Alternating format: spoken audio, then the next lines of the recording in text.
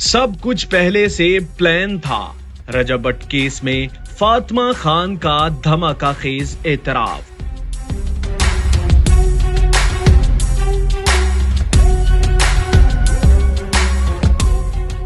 मेरा और रजब भट्ट का तनाज़े पहले से तयशुदा था। मुझे शोहरत चाहिए थी, जबकि रजब भट्ट खुद को मजलूम दिखाना चाहते थे। इसलिए हम दोनों ने इस मौके से फायदा उठाया।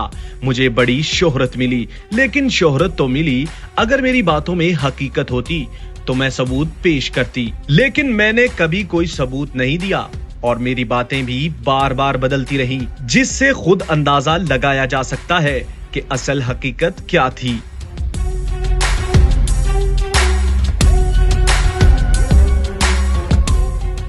नाजरीन, पाकिस्तान के मुतनाज़े यूट्यूबर रजब भट्ट से मंसूब तनाज़े ने एक बार फिर सोशल मीडिया पर हलचल मचा दी है। लेकिन इस बार वजह फातिमा खान का ऐसा एतराफ है जिसने कई लोगों को हैरान कर दिया।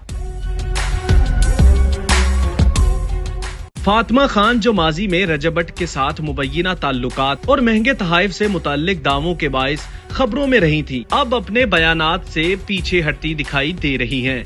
एक हालिया पॉडकास्ट में गुफ्तगू करते हुए उन्होंने दावा किया है कि उनका और रजब भट्ट का तनाज़े दरअसल एक मंसूबाबंदी का हिस्सा था, जिससे दोनों फरीकों ने फायदा उठाया।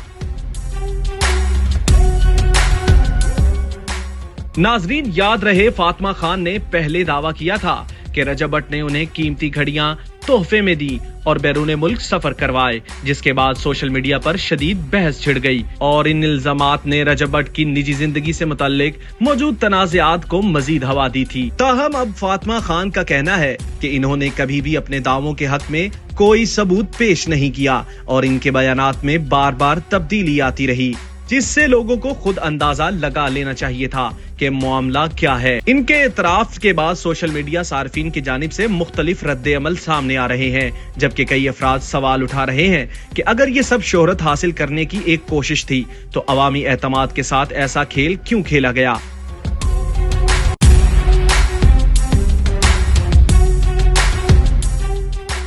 नाजरीन, फातिमा खान के ताजा बयान ने न सिर्फ उनके साबका दावों को मुतनाज़े बना दिया है, बल्कि सोशल मीडिया इन्फ्लुएंसर्स की दुनिया में शोहरत हासिल करने के तरीकों पर भी एक नई बहस छेड़ दी है।